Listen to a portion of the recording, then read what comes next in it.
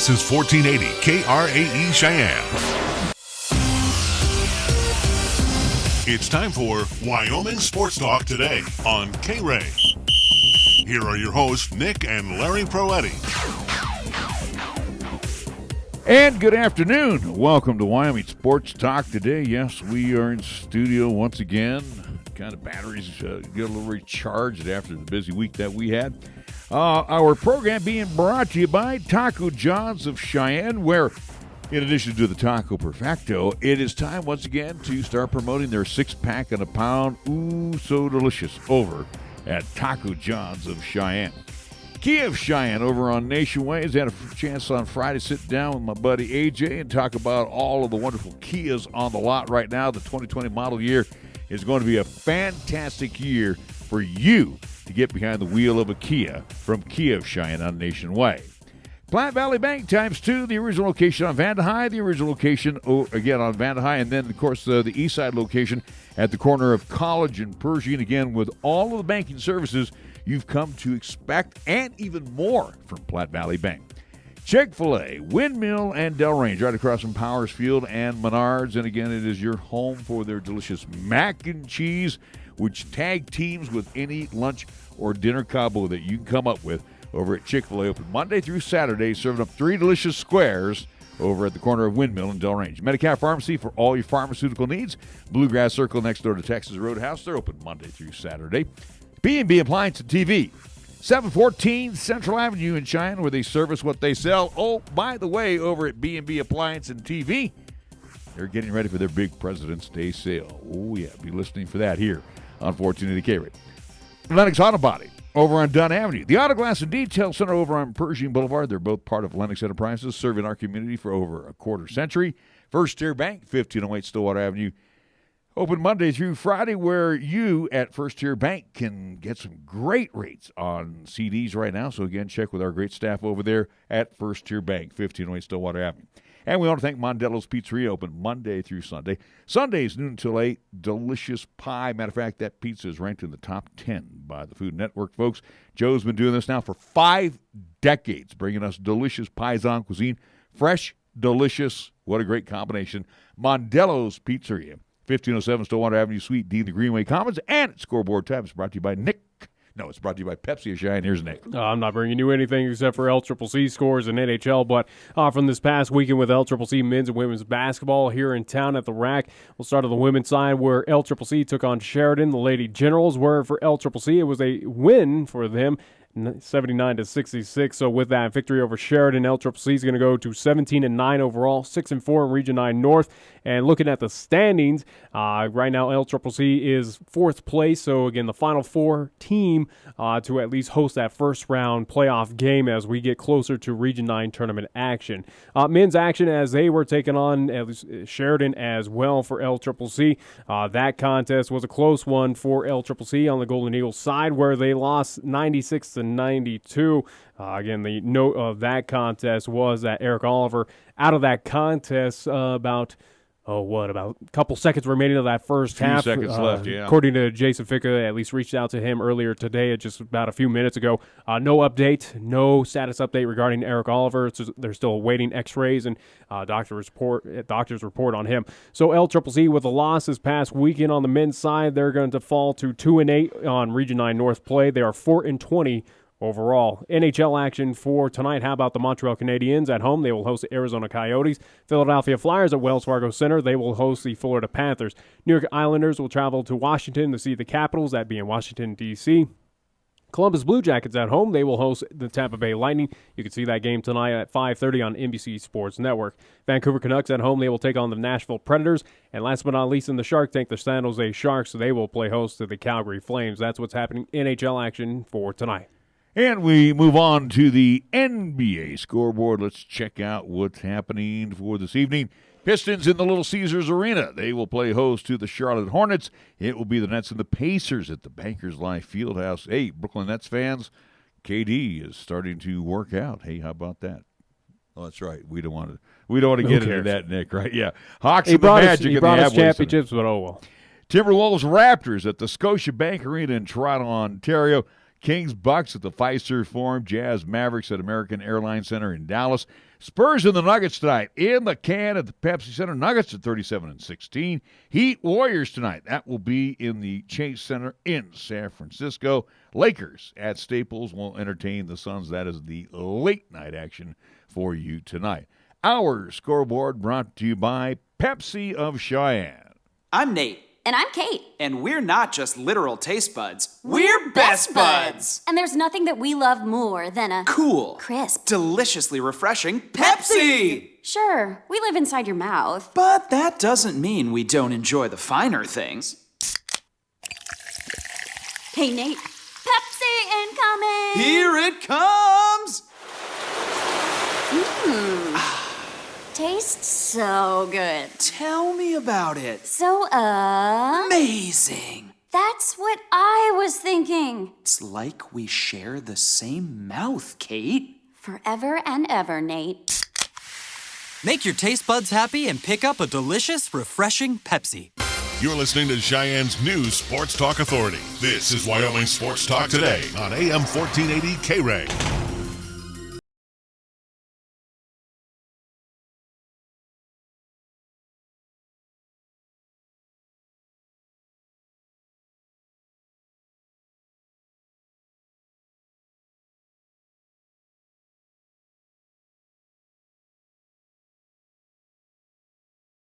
Sports Talk today, as we had a chance here to recharge a little bit. We were Wednesday night doing hoops, Saturday afternoon doing hoops, Friday doing hoops. We still have a few more weeks of it. We've had a lot of basketball, and then it even ramps up here in the next couple of weeks. As a matter of fact, I was just looking at all three of our teams on the high school side, all on the road. So Sheridan if and Gillette, you're looking for a gym to hang out this weekend, yeah. They're going to be empty. Even matter of fact, even the rack on Saturday will be on the road with LCCC. There is no basketball in town here. That's the final time, at least, for LCCC to be on the road this at least upcoming Saturday. Valentine's Day, at least February 14th, this Friday. We are set to at least bring high school action. You and me, Chris Bolton, will stay back here in town. But folks are saying don't hurt them like that. You guys are the tag team. Well, either way, though, again, we will have high school action here on 1480 KRAE as it's appropriate that next Saturday, or at least this Saturday, will be in Gillette, taking on at least LCCC and Gillette College, 2 and 4 o'clock. But Friday, as well, with our local teams, at least on LCCC side, high schools up there in Gillette and Sheridan. Cheyenne Central will be at Thunder Base, and this Friday we are set to have those contests for the Lady Indians, the Lady Bolts, and then finally the Indians and Bolts. That is a 6 and 7 o'clock start time up there at Thunder Base, in which for Cheyenne Central, it's a building that you better get used to coming up very soon, right? As that will be where regionals are hosted here in about 3 weeks. So, again, hopefully, as of right now, we're set to host those games, or at least we're set to at least bring those games. Again, when weather is looking to be a factor, but again, we'll obviously keep folks updated on the situation. Right. And again, all three teams, south at Sheridan, east at Campbell County, taking on the Camels. Again, those will both be girls and boys contests, and again, Central, Thunder Basin, and the Bolts. You made a good point, too, about the regionals. And again, same format as last year. So let's get that straightened out right now. You might be the number one seed like Cheyenne Central currently is. You get beat. Not once, but twice. You could be adios. Which it's highly unlikely. Highly unlikely, but it is not the greatest system or at least the greatest format. Yeah, for winning the conference, you get punished. Yeah, without a doubt. It's basically hey, you worked hard during the regular season, you put your blood, sweat, and tears on the court to battle for the umpteenth amount of games that you've done, whether it is non-conference, conference action, quadrant play. It is kind of a spit in the face to at least those teams. It is a newly established format that was at least here last season. We've had coaches on here give their opinions on it that it's not the greatest format. They're not too happy with it, but it is what it is. You got to deal with what we got going on right now, at least here in the Activities Association across the state of Wyoming. And again, it's not just Class 4A; it's throughout all classes. But it does, without a doubt, it punishes right now both Central teams who sit right now at number one. Again, they're both number one, at least on the media poll, but also let's get it right. Let's go right into the standings. And again, we're in quadrant play right now. So when we get now, we're in conference play. It's Eastern Conference because again, this past weekend we saw those teams come on down here to the city of Cheyenne, but also to Laramie as well. Especially because there was a big upset over in Laramie on this past Saturday. But now we will at least head up north to Sheridan and Gillette to see that northeast quadrant and take on those teams coming up this weekend. So right now we have in one quadrant, so to speak, Central leads East by a game. That'd be in Southeast quadrant, yeah. And South is 1-2 on this, all on the lady side, and then Laramie was 0-3. And then this was as of Friday. Because you said, this is as of now. Yeah, this is as of now. Okay, I'm thinking of the guys. Anyway, then Thunder Basin on the other side is 3-0. Campbell County 2-1. Natrona 1-2. Sheridan is 0-3. So that's how they. And again, those 3-0 are quadrant play. It's not conference. Again, the conference action, at least the non-quadrant play, goes to the overall record. Does not affect that quadrant play, but it is all for that seedings of trying to figure out who is number 1 out of that quadrant to face number 4 out of the Southeast. It's all that multitude. So again, these games matter more to the overall than that quadrant play. So yes, Thunder Basin right now would be taking on, if regional start, would be seeing that Laramie team. Central on the other side would be seeing Sheridan at this point in time. And and really at this point of the season, it's time to tip the cap. And we'll go first on the lady side as we got the standings up here right now. Glenn Kirkbride, he's got his Lady Indians rolling right now. What are they, 12-1 overall in the season? Yeah. That's pretty doggone good. I saw them last at the Greeley Invite before Christmas. Or was it after Christmas? Before Christmas. And then, of course, then you got Coach Wesseling's East Lady Thunderbirds, 13-2. And their lone conference loss to Cheyenne Central, where everybody thought they were going to beat Central in that first meeting. Yeah, without a doubt. I thought that East would put up a better effort than what they did against Central. I thought East was a better team, but East right now is showing that they have flaws that Central exploited without a doubt. One is height. Yeah, height is the big issue, and also, too, again, the key reliance on one Kai Buell to get it done day in and day out for the Cheyenne East Lady Thunderbirds. That is also, too, the big issue for, it's what we saw the past couple seasons with Cheyenne Central of you put all your focus, or at least you put all your worth on one player, and that being for the Indians, it was Lawson Lovering. Now, this season, he's still that focal point, but now you got multiple targets for teams to kind of take a look at out there on the court right now. But for Cheyenne East, it's pretty much you're relying on Kai Buell to get it done. And I was talking about this, I think, over the weekend, where, as you mentioned, if Lovering is being double teamed, Brady Storbo is your go-to guy, or Nathaniel Talich. You got really 3 go-to guys on the floor. In the recent contest, we've also seen that Talich has kind of dwindled off a bit. He's struggling a bit. But he picked it up this weekend. Yeah, without a doubt. But I'm talking going back to that Central East contest where Talich was having a tough game, but others around him picked him up. They picked up that slack, got it done for the Indians, and took care of business there at Story. And without a doubt, again, he's picked it up. Same with Kai, where she had kind of a rough couple stretch of games there, including that Story Gym matchup with Central the past weekend, so at least 2 weekends ago. But we saw that Cheyenne East kind of resurge this weekend in town. It was a nice. And you saw on the guys' side, you saw the likes of Aw Miller, Xavier McCord.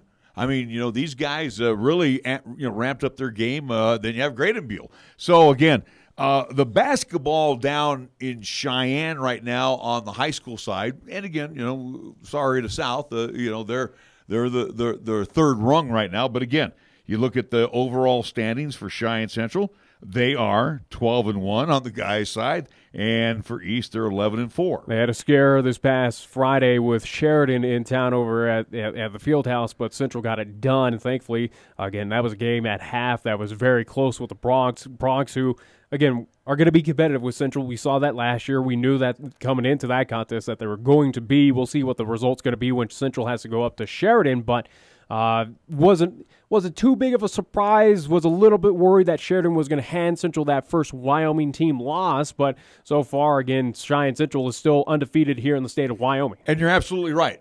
Sheridan, year in, year out, whether it's on the guys or on the ladies' side, they're always a tough outfit. This year, but again, they got bigs. They got some tall, big players. They are good. And here's the deal: we got them down here. Now we got to go back up there.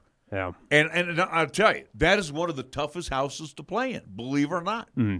I've seen great teams. I've been there with Rusty Horsley. Had some great women's teams that went up there and struggled mightily at Sheridan after taking care of business down here back in the day when we were at the Thunderdome.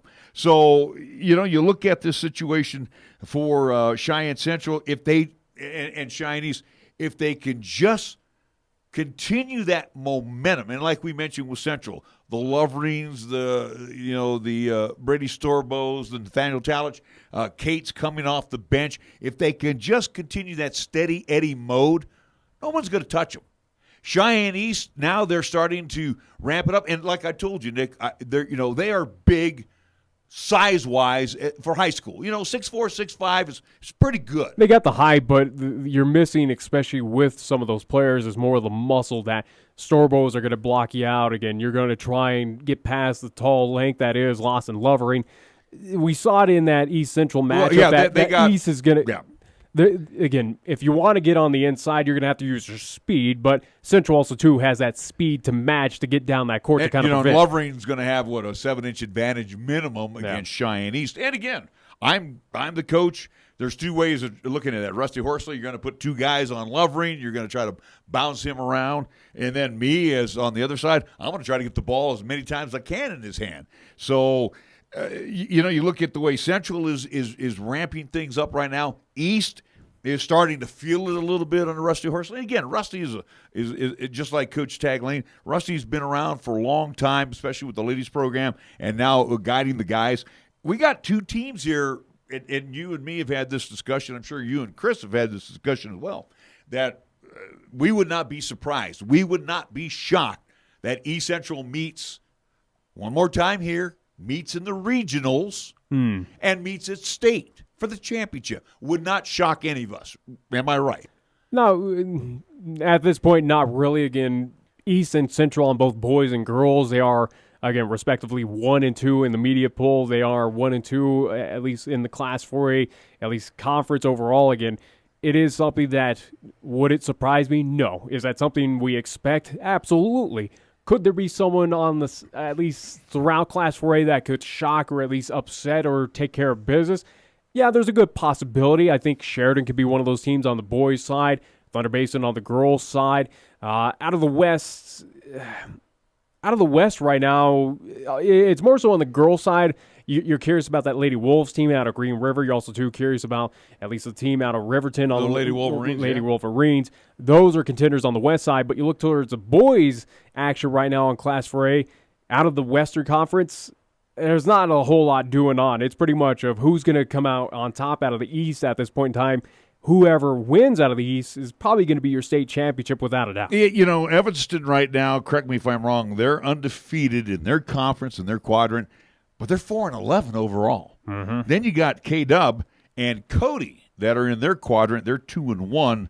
Kelly Walsh, that is 8-5. Yeah, Kelly Walsh, that is your defending 4A state champs on the boys' side of things. Kelly Walsh, they lost a lot, and so far they're looking like that. Will they represent out of the West, or at least out of that quadrant in the state at least in the state tournament? Yeah, without a doubt.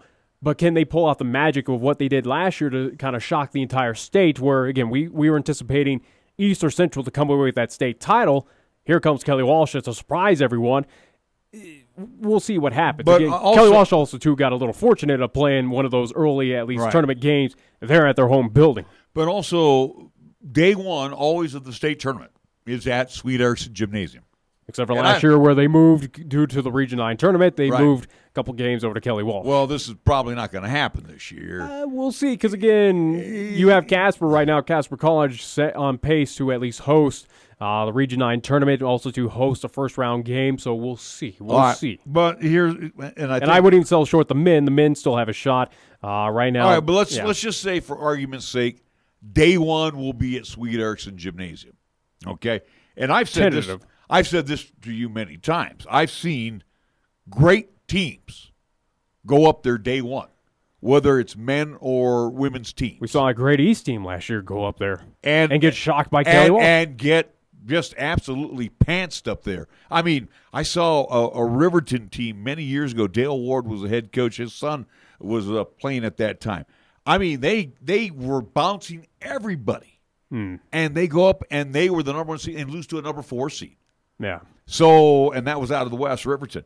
Then I've seen East a couple times lay an egg up there. I saw the Central Lady Indians go up there with high seeding once and just get bounced. And again, we saw it the other weekend when we were up there with the LCCC, the Lady Golden Eagles. They talk about laying a golden egg. They did against the Lady Thunderbirds. So that's compared apples to oranges. I know, but I'm just saying though, there's something about that building. I don't know what it is. And again, I say, and nobody believes me, but I think the backdrops. There's two different backdrops. You have the one where the wall comes into play. Real quick on you. I mean, it jumps right on you when you're going to the left zone. Well, every gym's got an interesting spot, whether it's Western Wyoming. I know, but from where we're at, that wall creeps up on you when we're broadcasting, so that'd be the left zone. Then as you're walking through the door, dependent on the weather, if it's a gray day, it kind of darkens the mode in there. If it's a sunshine day, it's got that blue sky look. Yeah. And again, it just causes problems on the backdrop. It's also a true issue as well for a lot of these teams outside of those local Casper squads. You're traveling. You're in, hotel rooms. You're sleeping in different beds. You're in a different gymnasium that you haven't seen throughout an entire year. Because again, Natrona doesn't play there. Casper Kelly Walsh does not play there. It's all when you gather up there at least for the state tournament. That's the only time you're going to see that action. So, they play. I think they still play the KW and Natrona game there at the. I'm talking if East takes on Natrona County, okay. Central takes on that team. Yeah, they're not going to play there. So again, it's not so much a disadvantage, but it is something where outside of those Casper schools that may have that opportunity, may have that chance. It is what it is. So. Again, last year, what happened, it was more so where Kelly Walsh on the boys' side got fortunate was that first-round game. Again, having that shot to at least play that first-round state title, at least state tournament game at their home building. Right. Where we had an issue with it. I think a few coaches had an issue with that of why is this happening? How is it fair to an opponent team where this is all supposed to be neutral? Hence the reason why we played at the Swede and at Casper Event Center. Why was Kelly Walsh able to host that first round game? Because obviously with the Region 9 North going on, but then again too, that's a discussion you have with the Region 9 North. Do you move the game to a Wednesday instead of a Thursday? Which Region 9 should be able to move because you got 4 games you need when you're at the Swede on day one, you've got 8 games going on. And correct me if I'm wrong. So, here's the deal. And Casper, the Thunderbirds, that's their building. So they pretty much dictate policy. And they should. Again, it is their gymnasium. And again, they should decide of, hey, we're playing our tournament game here, and you get out of our way, high school. Now, let me ask you this dumb question. First off, the whole deal is to give everybody that spotlight of playing at the event center. Because that's the big house. You want to play there. Why can't they move the 3As? To the Casper, Kelly Walshes, and to the Natronas, and let that day one go right there at the event center. I don't know. That's something up to the Activities Association of are they trying to get everyone a fair shot of playing in a collegiate gym of there at the historic Swede? I don't know. I don't know the reasoning behind that. It makes a valid argument where, again, nothing against Class 3A, 2A, whatever, lower down. Well, you only got 3 and 4A up there for the state championship at the time we're there. Yeah, at the time, without a doubt. So, again, Class 3A, if you are able to move on over to the high school ranks, it's nothing against you, but maybe it's something that the Activities Association should look into of, hey, we got too much going on at the same time. All right, to make this fair enough, especially out of Class 4A where you have the two high schools. And there's no home court advantage. Yeah. And that, see, again, because in Class 3A, you don't have any Caspers being represented at the 3A side. So where you last year had that disadvantage. And again, albeit we said it here again as we previewed that first round game with Cheyenne East. Did we anticipate, due to the fact that they were at Kelly Walsh, that was going to be an upset victory? And we called it. We knew it. We knew that was going to happen because of the fact of that it is supposed to be that neutral side as what they try to play it off. But again, you're going to have Kelly Walsh fans, the Kelly Walsh band, the Kelly Walsh this and that, there to make it as if it was home court advantage, which it turned out to be. Right. And I agree with you. And so that's what I'm saying. If we're going to have that same problem on a Thursday, then the Wyoming High School Activity Association needs to get off their dead butts, as I think they are, a worthless operation. What they need to do right now is think and get into the think tank. That would be actually using your heads and sit down and go, well, hey, last year it wasn't really fair. See, first off, they don't care about Cheyenne. Let's get that first and foremost out there. Ron Laird came from Gillette years ago, and he's been sitting on the high perch for the longest. You don't care. So what I'm saying is they should have thought this one out last year. Hey, we got a marquee matchup, and we're playing them on the home court. How fair is that? It's not. Yeah, and Rusty Horsley had a gripe, but also, too, I think they knew full well what was going on. Yeah. And they didn't say nothing. No, they're not going to say anything. That's just it. You and me are the only whiners out here. We're the only one that ever says anything, or some parents say some things. But a lot of people, it seems like around this state, kind of put their heads in the sand again. Where we look on the high school side of things, no big especially deal. where again we kind of spotlight what is happening at Cheyenne South. We've noticed throughout other schools here in the state of Wyoming, whether it is Class 4A or on down. Again with the transfer issues that have been happening, we've seen an issue with that. Again, talking off air, at least this past Friday there at Cheyenne South with a few individuals at Fighting Bison Gymnasium, they're not too happy of what has happened recently or what has been going on, what's been affecting Cheyenne South of how is it that these individuals, whether it is at Cheyenne South or those who have moved into this district or wherever it may be, why is it that we're finding loopholes now? We are finding these loopholes to go here.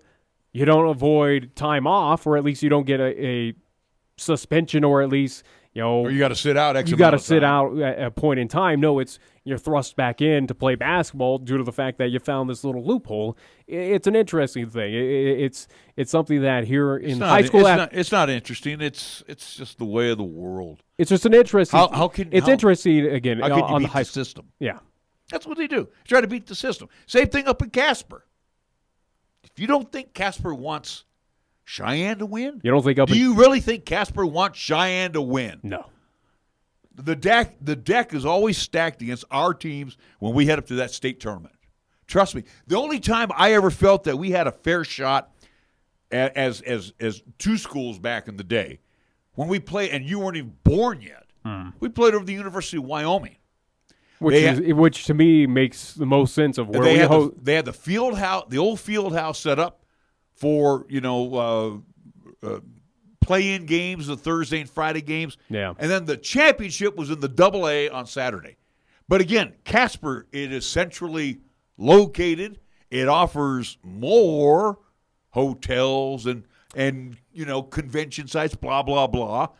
That's why Casper gets it every year. Even though Cheyenne and Laramie has been, at least Cheyenne we know can handle that amount of teams in for Class 4A and 3A. Laramie, not so much, but they have been developing, trying to get, again, additional hotels built over there in Gym City. But,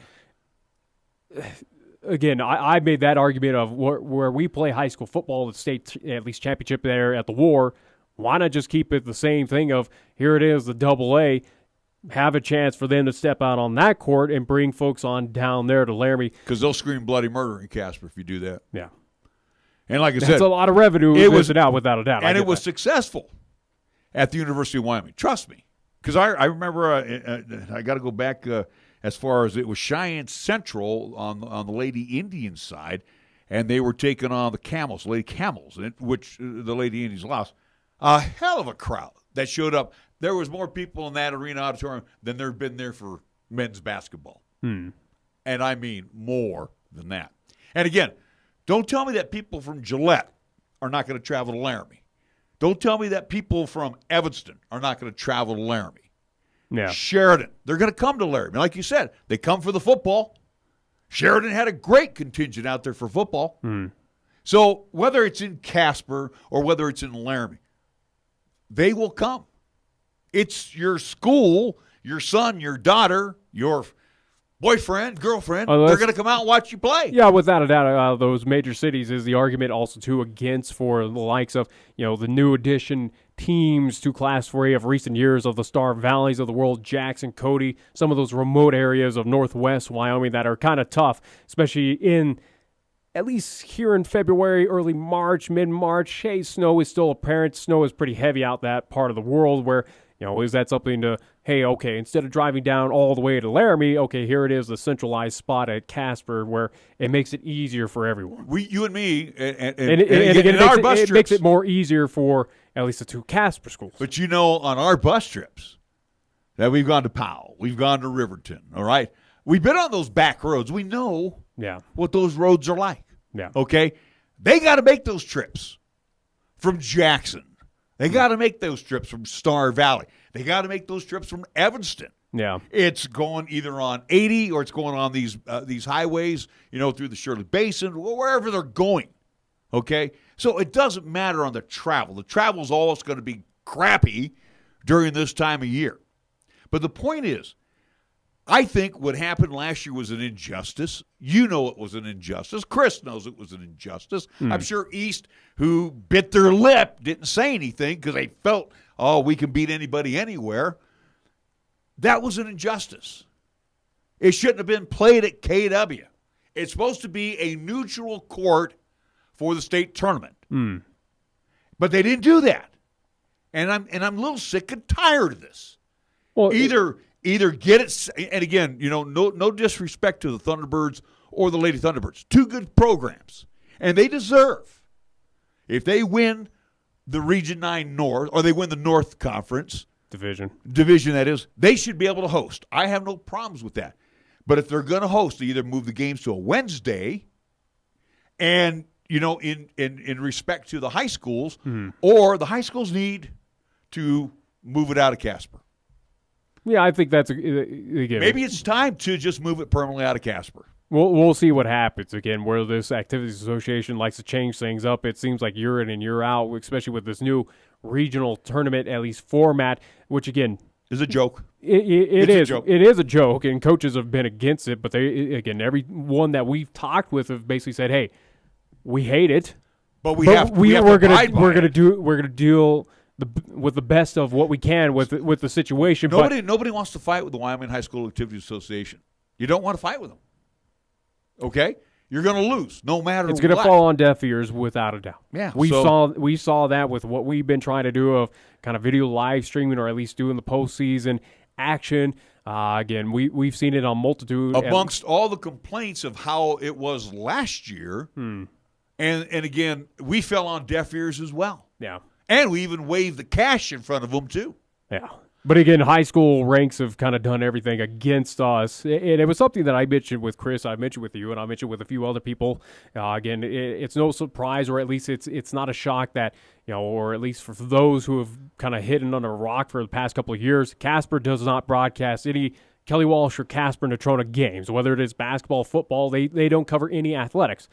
And it's of what we're seeing from the Activities Association, seeing from some of these school districts, seeing from the NFHS, it makes it that much more difficult to cover these teams, deal with them, and again, broadcast these contests where, again, with the East Central game, again, we don't have access to the internet due to the fact of a firewall. So again, we have to go off of a hot spot that, again, sorry folks, I maxed out of 27 gigs because again we've been busy with so much basketball that again a 4-hour broadcast eats up a lot of internet. You weren't expecting that either when you went to Story Gym, did you? No, without a doubt. So again, we had issues with Cheyenne South. Thankfully, again, AD Mark Puev was able to help out on that one. Again, at least provide us with a alternative for this past Friday's contest, but. It is not shocking right now that, again, in media and broadcasts that folks are kind of distancing themselves from the high school ranks. And it's not here in the state of Wyoming. It's throughout the entire U.S. of just how difficult some of these activities associations and are making again, to our athletic directors, they should realize, and you and me had this discussion. I know we need to take a break because we're way past break time, but we had this discussion at home. We're past the days now where they have to supply us with phone lines.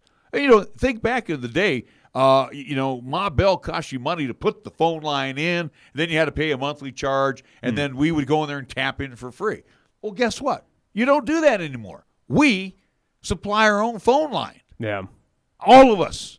I don't think there's anybody that I know of, maybe one or two, that might need a phone line, but I doubt it. I think everybody has their little packages that they bought now where they can, you know how we set up with our Verizon package. Boom, we're on the air within 5 minutes. So I don't think, we're saving the school district some money. Newspaper always needs some internet connection because they're sending the story back to their respective newspapers. So you would figure there's at least a couple of ports, of internet ports that are open. I don't know how that package comes about. Is that's through the same CenturyLink or is it through Spectrum? I don't know how it's done. But, I just sit here and I look at, we need one. That's all we need is one, and I'm sure the opposing crew needs one. So we need two. 3 if you're a newspaper. You should have that on hand. And they do, but again, it's just now with us moving a bit of at least ahead of the rest of the state of Wyoming, especially here in Class 4A of what we do. Again, it's just again one after the another of just issues or at least things that just make it that much more difficult to bring high school athletics to you. Again, the way that we want to do it here on 1480 KRAE, the way that we the way they want it done too. Well, again, from the numbers that we've received so far, and again from local businesses that now at least take our feeds because it's free and now puts it on their TV screens for those to enjoy here in town. And I anticipate not the less coming up this weekend if we are up there in Thunder Basin for that contest. But It is something of now folks are realizing, hey, we don't want to pay the NFHS for just a video screen and for nothing else. For basically a crap job. Yeah, without a doubt, it's, hey, here's a free service, a lot better. It's going to give you more insight. And it's easier access. If I remember you showing me that, they're like behind a little bit. They're not even right up with it. Well, the camera it follows action, so it's delayed. Again, it's not human operated. It's off of a computer program that just follows the action. It trails the There action. you go. We've already presented our case. We don't need to go any further. But either way, though, regional tournament, terrible idea. You need to make a neutral site for the upcoming, at least state tournament, without a doubt. And that's plain and simple. All right, take a time out. Come back with more after this here at 1480 KRAE. Up into the KRAE Time Machine each Monday through Thursday for the golden age of radio, featuring famous radio classics such as Jack Armstrong and Suspense Theater, along with pioneers in the entertainment industry like Bob Hope and Abbott and Costello, along with many other performers who've captured our ears many, many years ago. Join us for the golden age of radio Monday through Thursday, 8 until 10 p.m. on 1480 KRAE, also 101.1 FM, and you can also stream all of our programming on 1480KRAE.com. A diagnosis and treatment plan is now available at the tip of your fingers. Cheyenne Regional Medical Group is now offering Smart Exam, which puts our providers as close as your nearest smartphone or computer. There's no need to sit in a waiting room. Just answer simple questions about your non-emergent symptoms, and we will give you your treatment plan and prescription. This service is only available to our current adult CRMG patients who currently have MyChart accounts. To access Smart Exam, visit us at cheyenneregional.org/smartexam. Healthcare anywhere. When you are dealing with the coin shop to buy, sell, or trade your gold, silver, or other precious metals, you will be met with honesty, fairness, knowledge, and exceptional customer service. The coin shop has been serving Cheyenne since 1982 and is a respected member of our community. Call David today at 778-7196 to meet privately or visit during regular business hours, Monday through Friday, 9 to 5 p.m. The Coin Shop, a dealer you can trust, 510 West 16th Street. When you say Mondello Pizzeria, think authentic Italian. When you say Mondello Pizzeria, think made fresh from scratch. When you say Mondello Pizzeria, think great pizza, delicious Philly cheesesteak, superb hot and cold Italian sandwiches, meatballs, sausage, and special subs, calzones, crisp salads, and great service. When you say Mondello's Pizzeria, think unmatched Italian taste. Mondello's Pizzeria, 1507 Stillwater Avenue, your only true Italian stop for lunch or dinner. At Platte Valley Bank, we love to see our customers come through the door. Well, we know life can be busy and you don't always have time to come to the bank.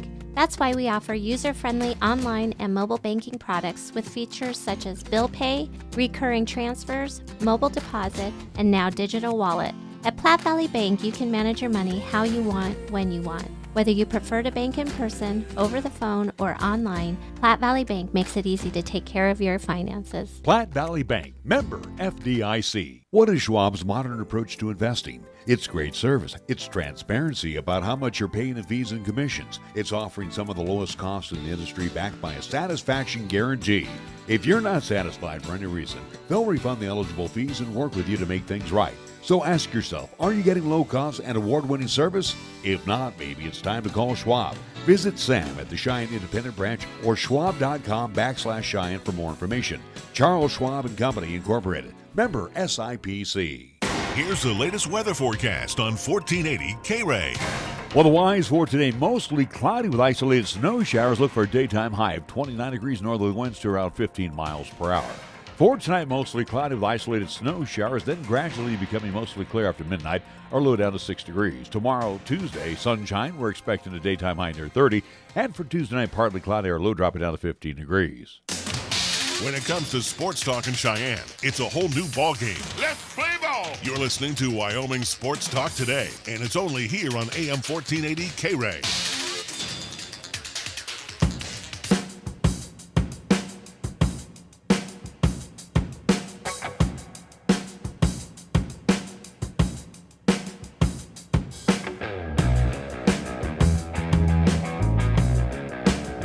We are back on Wyoming Sports Talk today. Larry Perotti along with Nick Perotti as we ramp up for more hoops coming up, and a lot of it.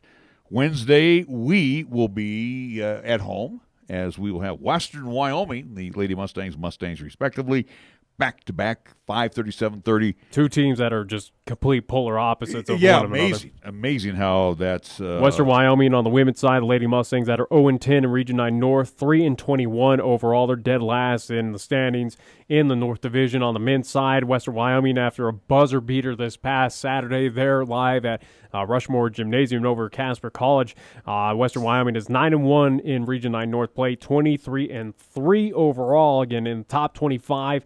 I haven't seen the polls of where the Mustangs sit, but as of Saturday, they were number 14 in the country. So we'll see where they sit at least now after the victory over Casper this past weekend. Again, Western Wyoming's only lone loss in the division was at the hands of Sheridan at the Golden Dome. And again, your thoughts can only imagine what happened in that contest up there between those two. Well, and let's go first on the ladies' side, as we'll have that game coming up at 5:30. And the Lady Golden Eagles got a much-needed home win. They got some much-needed help. The return of Haley Anderson, the sophomore from Clearfield, Utah, and the sophomore from Mesquite, Texas, Jakia Wells. They were the two muscle people that really helped out in that win, 79-66 this past Saturday. Haley that's missed a couple contests due to concussion protocol. Again, great to see her back out there again. Didn't miss a beat. She was that team leader that LCCC has been dying to see. Handled the basketball pretty well. Yeah, without a doubt. And for Jakia, a player that's been missing for quite some time, at least for LCCC. She's been quiet. Hasn't really done a whole lot for the Lady Golden Eagles. Kind of stepped out of that, at least, shell of hers and kind of stepped it up and was that sophomore leadership as well, too, to contribute with Haley Anderson. But, the big thing from that contest, and we talked plenty about it, again, we'll make it a side footnote for those who did not tune in or watch that contest. Again, officiating was abysmal. 59 fouls. 31 called on LCCC. And again, when we were calling it, and I even mentioned that in there where I say we're the homer announcers, and I said, hey, Sheridan's getting jobbed as well. 59 fouls, 31 for LCCC, 28 for Sheridan. At the Golden Dome, it was 33 called against LCCC, 23 against Sheridan. That's where it makes you scratch your head on that one. And again, that was where Sheridan picked up that victory, where I said after that contest, the better team did not win that night up there in the Golden Dome. They had more trips to the free throw line, This past Saturday, we saw the right team, at least the better team on paper, win, that being LCCC. And they did, even with, the refs kind of taking control of that contest, where it was something that I mentioned in that game, and I'll say once again regarding that officiating crew. You basically treated those student athletes, you treated those young ladies like children out there, as if it was junior high basketball where, hey, we got to say this is a foul, that's a foul, this is a foul, don't do this, don't do that. No, again, it was crew sucked. It's the easiest ridiculous way to say it. Again, 59 fouls in 40 minutes of basketball. The same LCCC team that is as aggressive got called barely anything up in Torrington, but does the same thing here at the RAC against Sheridan, but yet gets called 31 fouls against them.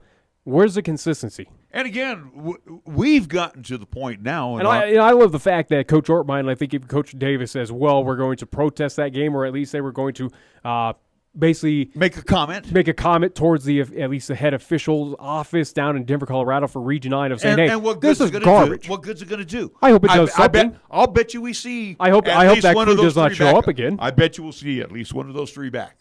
I hope not. And again, for Region 9's sake, you hope not. Well, and again, we saw two of them before, and we said before we went on there, and this is our third season now. Yeah. And we said, oh my gosh. You know they're going to be terrible. We know these two are lousy. And it's like, how dare you put these folks here? And then I made the warning to Eastern Wyoming. You better hope you don't get these folks in your gym because your brand of basketball, similar to LCCC, very aggressive. Yeah. And they like to drive, and they're muscular. It's going to cost them a contest. It's going to cost them a game without a doubt. When, again, we talked so many times with the Lady Golden Eagles, with Coach Ortmeyer, it even throughout Region 9 North on the women's side.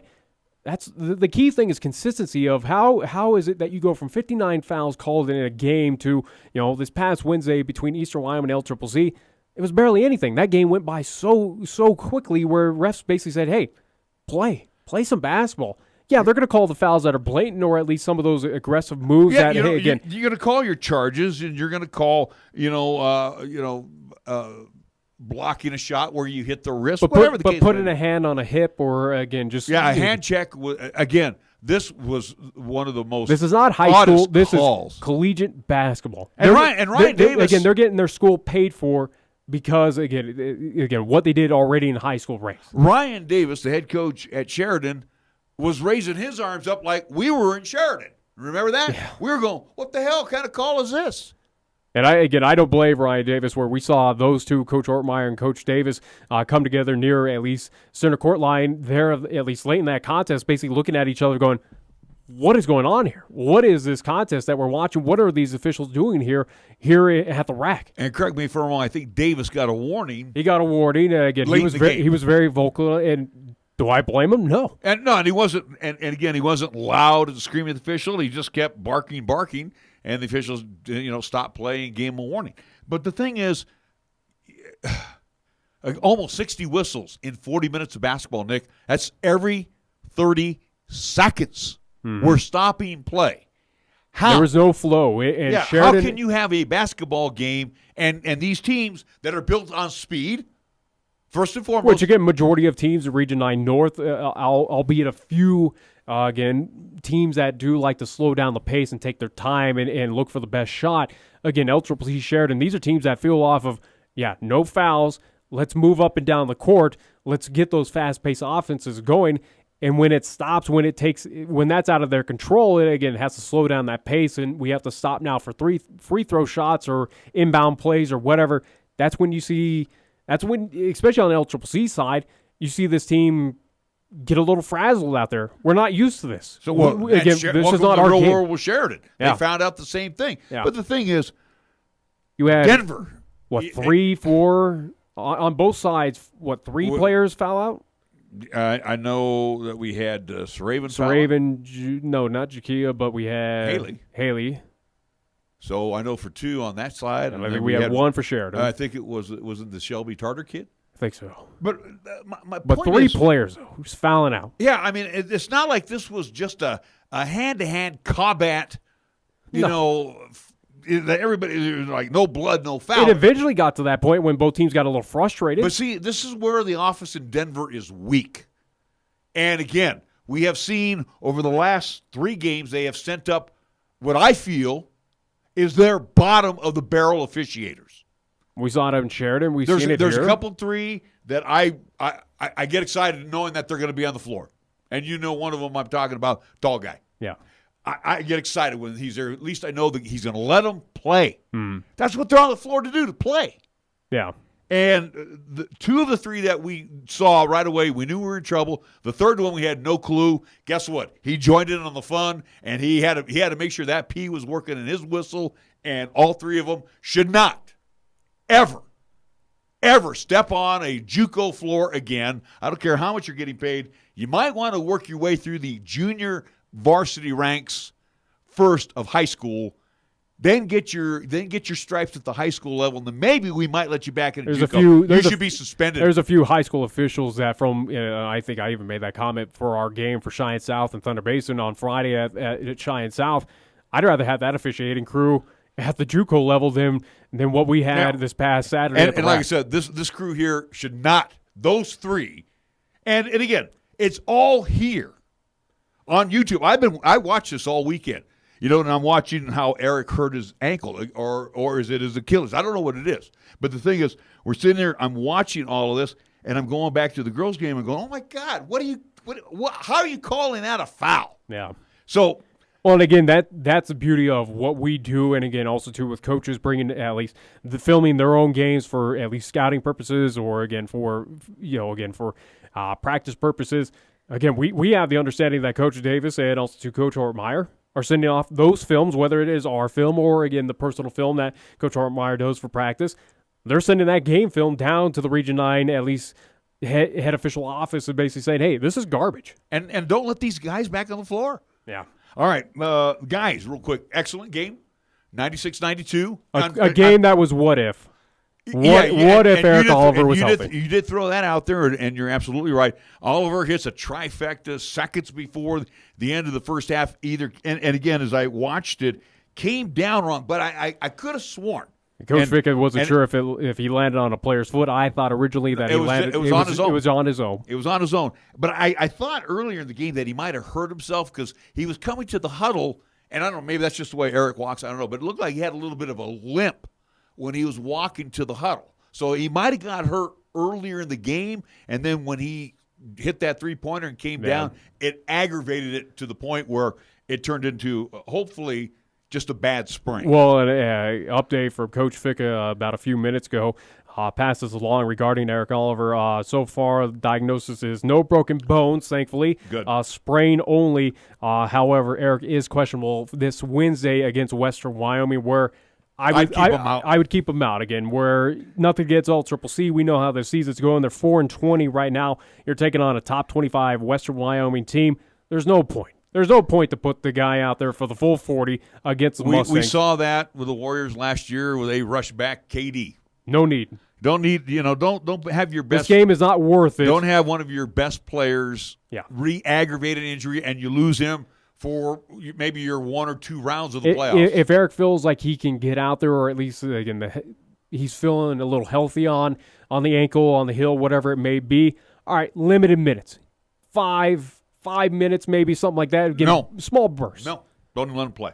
Yeah, probably the best. Sit this dance out, E. And again, it's not up to him. It's also up to Coach Ficka. Yeah, well, and I think Coach Ficka will make that at least smart decision. I don't think Coach is going to put him out on the floor where he can re-aggravate the injury. No, I would sit him down and hopefully have him ready for the Pronghorns coming up on Saturday. But again, it is a question of how well LCCC did play, even without Eric Oliver. They had many opportunities, many chances that first 5 minutes out of the second half, which has been the biggest bugaboo. And their disaster again. Yeah, but that also too, a few missed free throws as well. Free throws being the issue as well for the Golden Eagles. Shots too. But it was still a good effort by LCCC. You came by 4, an opportunity to win and upset Sheridan at your home court. Again, Sheridan that right now is 6-4, 18-8 after that one.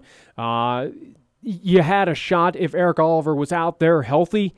I think we would be saying that LCCC just may have picked up their 5th overall win and the 3rd in Region 9 North. And a very good possibility. We probably went to overtime in that one. Again, tip your cap to the McClanahan youngster out of Vallejo, California, the Stevens sophomore out of Tacoma. And really, he's just quick. He's just a very fast individual. And you know what? you need him to hit anywhere on the floor, he could do that for you. Even the on-E kid wasn't too bad as well, too. So, again, LCCC, tip of the cap, a good effort, and you can see it in Coach Ficka's face, the two things. Nick, that the loss of Oliver really, really was painful, and how close they were, and this is what the coach has been preaching to those young men for the season. 96-92 the final on that one. We got to take a timeout. We got to get ready to get to the top of the hour. We're back after this here on 1480 KRAE. Check out the huge savings this week at Town & Country Supermarket Liquors. Here are just a few of the terrific weekly specials. Our Super Radio buys earned only right here feature Fireball Cinnamon Whiskey, 1.75-liter bottle, $22.99. Tito's Handmade Vodka, 750-milliliter bottle, $15.99. And Guinness Draught Stout, 8-pack of 14.9-ounce cans, $12.99. Town & Country Supermarket Liquors on the South Greeley Highway, Cheyenne's low-price leader. Did you know B&B Appliance and TV has a local warehouse where they stock a variety of appliances in a wide range of colors and finishes, including black and white? Their friendly staff realizes that one look isn't for everyone, and appliance shopping isn't always convenient. B&B Appliance offers free in-town delivery and disposal of your old appliances. They'll be there for you after the sale, too, because they always service what they sell. B&B Appliance and TV, 714 Central Avenue. Best brands, hometown service. All you good folks in Laramie and Goshen counties, listen up, please. Cheyenne Urological is now operating a satellite clinic in Torrington at 524 College Drive. Yes, top quality treatment for prostate cancer, urinary tract infections, kidney stones, impotence, and incontinence will now be provided by the highly trained staff of Cheyenne Urological in Torrington. So save yourself a trip and take advantage of the same wisdom, compassion, and expertise that served Cheyenne for over 30 years. Call Cheyenne Urological at 307-635-4131. You're looking for fun and style? Then the new 2019 Kia Optima has what you need. And here at Kia of Cheyenne, we can help you own one. I'm AJ Miller, and the 2019 Kia Optima will reward your daily drive with comfort, performance, and advanced engineering. Kia Optima technology, your phone allows access to remote lock or unlock, climate control, 24-hour roadside assistance, and much more. Come in, call 775-0123, or go to KiaofCheyenne.com. We'll make it easy. Capital Lumber is number one in Cheyenne. Are you listening? We're all the lumber store you'll ever need. Since 1966, family-owned and operated Capital Lumber Company has been the stop for all lumber, paint, tools, accessories, remodel and do-it-yourself projects, and so much more. Now, Capital Lumber Company announces the beginning of a tasty relationship with Traeger Grills, as they now have in stock several models of Traeger Grills, along with pellets and accessories. Capital Lumber Company at 1222 Dunn Avenue in Cheyenne. Every day we have the opportunity to lead by example. In delivering reliable, affordable, and responsible electricity to power what matters to you, we are taking bold steps to change how your energy is produced. With 50% of your electricity coming from renewable sources by 2024. Because as a cooperative, we are changing together. Whatever the future holds, we'll power it. Tri-State, cooperative power, transformed. First Tier Bank strives to remain competitive and offers some of the best CD rates in the community, as well as area banks and credit unions per Rate Watch reports. How does that make a difference to you? First Tier Bank can assist you in securing some of the best rates on CDs. First Tier Bank offers the personalized customer service you've grown accustomed to and deserve. Plus, feel confident that your finances are taken care of by a responsible, knowledgeable staff. Call 307-632-3500 and ask for Caitlin or Debbie. Member FDIC, Equal Housing Lender. Here's the latest weather forecast on 1480 KRAE. Well, the wise for today, mostly cloudy with isolated snow showers. Look for a daytime high of 29 degrees, northerly winds to around 15 miles per hour. For tonight, mostly cloudy with isolated snow showers, then gradually becoming mostly clear after midnight, our low down to 6 degrees. Tomorrow, Tuesday, sunshine. We're expecting a daytime high near 30. And for Tuesday night, partly cloudy, our low dropping down to 15 degrees. This is 1480 KRAE Cheyenne. Also being heard on translator K266CC Cheyenne at 101.1 FM. It's time for Wyoming Sports Talk today on KRAE. Here are your hosts, Nick and Larry Proetti.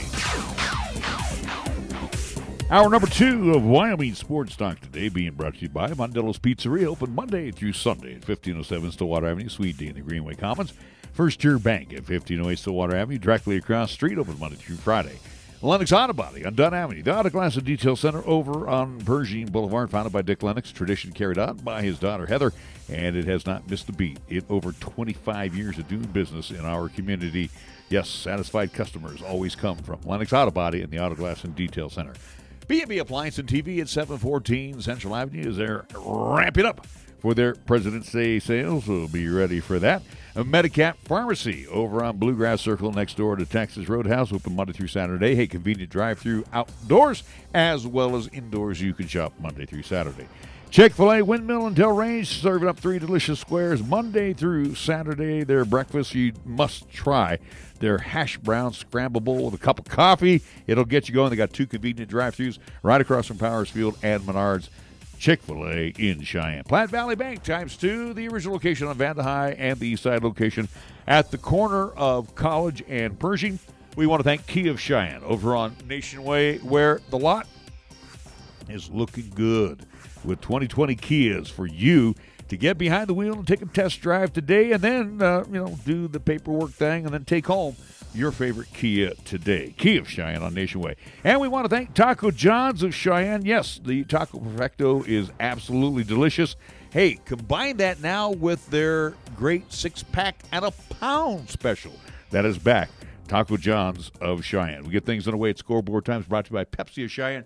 Here's Nick. From this past weekend with LCCC men's and women's basketball live at the rack as both teams hosting Sheridan College, the Lady Generals and Generals. We'll start on the women's side of things, but LCCC got the victory 79-66. So for that LCCC victory, they moved to 6-4 in Region 9 North play. They are 17-9 overall. With it, as tabulating the stats and the standings and all that fun stuff earlier this morning, LCCC will sit at number 4 right now in the division. That is, again, at least the top 4, chance for that first round playoff, at least to host a game. They're live at the rack. So again, LCCC right now sitting at 4th place at 6-4, 17-9 overall. LCCC men in action after that contest as they were taking on Sheridan College, where it was a close one. It was that what-if game of what would happen if Eric Oliver was still healthy, as he exited out of the contest with about a few seconds remaining in the first half. Again, the update, if you're just tuning in, from head coach Jason Ficca, that Eric Oliver, no broken bones, just a sprain only, questionable for this Wednesday's contest. They're live at the rack as they take on Western Wyoming. But from this past Saturday, LCCC loses to Sheridan 96-92. With the loss, LCCC is going to fall to 2-8 in divisional play. They are 4-20 overall. NHL action for tonight, you will see the Montreal Canadiens at home. They will host the Arizona Coyotes. Philadelphia Flyers at Wells Fargo Center. They will take on the Florida Panthers. New York Islanders will travel to D.C. to see the Washington Capitals at the Capital One Arena. Columbus Blue Jackets at home. They will host the Tampa Bay Lightning. That game happening at 5:30 tonight on NBC Sports Network. Vancouver Canucks at home. They will take on the Nashville Predators. And last but not least in the Shark Tank, the San Jose Sharks. They will play host to the Calgary Flames. That's what's happening in NHL action for tonight. On the NBA slate, it'll be the Pistons playing host to the Hornets, Pacers and the Nets in the Bankers Life Fieldhouse in Indianapolis, Hawks Magic in the Amway Center in Orlando, Timberwolves Raptors at the Scotiabank Arena in Toronto, Bucks Kings at the Fiserv Forum in Milwaukee, Mavericks Jazz at American Airlines Center in Dallas, Pepsi Center.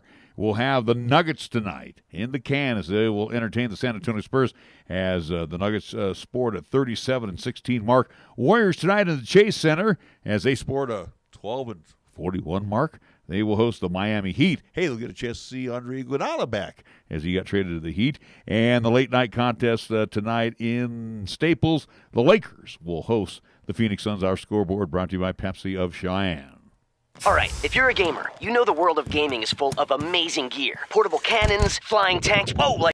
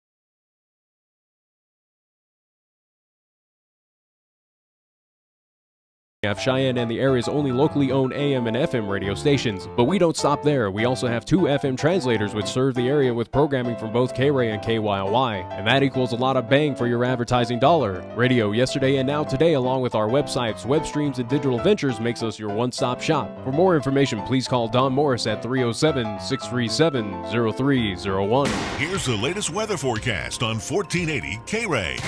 Weather-wise for today, mostly cloudy with isolated snow showers. Look for a daytime high of 29 degrees, northerly winds to around 15 miles per hour. For tonight, mostly cloudy with isolated snow showers, then gradually becoming mostly clear after midnight, our low down to 6 degrees. Tomorrow, Tuesday, sunshine. We're expecting a daytime high near 30. And for Tuesday night, partly cloudy, our low dropping down to 15 degrees. You bleed brown and gold? So do we. Wyoming Cowboys football and basketball is always front and center on the show. This is Wyoming Sports Talk Today, and it's here on AM 1480 KRAE.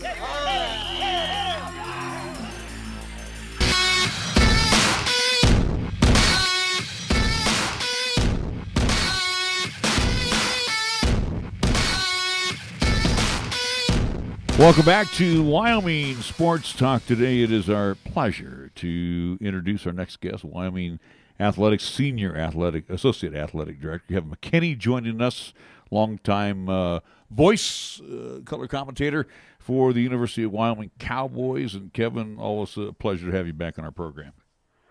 Thanks, Larry. Good to talk to you guys as always. You know, Kevin, I'm going to come right out of the box, and we're going through a similar situation over here as we're the voice of the LCCC Golden Eagles, and you know, you and me, we're fans of our respective programs, and again, also I'm a fan of the Cowboys as well. But you know, as you're sitting there and you're doing the color commentating, and Dave's doing the broadcasting, as I'm doing it here, and Nick's my color commentator. How tough is it to sit there and watch these young men go through what they're going through in a season such as the Cowboys are going through right now? And the Golden Eagles 4-20, so I mean, we're sitting here in the same boat. Well, we certainly can relate to each other, you guys. I mean, it's so difficult because you get to know the kids and you know the coaches, and you know you want them to be successful. They practice every day. They work hard. They go through the scouting reports. They do everything the right way. They're just not winning games, and it's hard. This is one of the hardest seasons that Dave and I have gone through our years together, and they're just a good bunch of guys that you know, they're just having a rough time, and you feel for them, believe me, because we're with them so much of the time. You're very close to them. You know, the first thing, and you mentioned, you know, you get to know the guys and you know the coaching staff, but on the other side of the spectrum, out in Whoville, it's always thrown on the coach's lap that, hey, the team's not doing well because of the coaches, right? Yeah. Oh yeah, sure. And you know, when they sign on, Larry, that's they know that's a possibility, and you don't want to think about it, and you think that you have the right plan going forward, but sometimes, you know, it just doesn't work out, and unfortunately, it comes with the territory of coaching. You're going to have some bad years, and you're going through it, and we're going through it. Well, and it's something that, you know, whether you look to social media or just through the grapevine, it's here in Cheyenne, it's there in Laramie right now on at least JUCO basketball on the men's side of things. But, you know, again, where we kind of, at least majority are going to lay the blame on the coach. But, you know, as folks try to theorize and try to find out that one problem, or at least what is causing this kind of bad season for both LCCC and the University of Wyoming, in your opinion, Kevin, is there one situation, one problem that the Cowboys have that is causing this season to go bad? Well, you know, you'd have to say there's a combination of things, but Wyoming's issue primarily has been shooting the basketball. The Cowboys just have not shot the ball well enough to win a lot of games. I know that I'd calculated probably through the last 6 or 7 games, Wyoming was shooting 30-some% from the field. You can't beat anybody when you're not making baskets. It's got got to go in the hole, and that has not happened. They work really hard on defense, and they do a good job on defense. But when it comes down to it,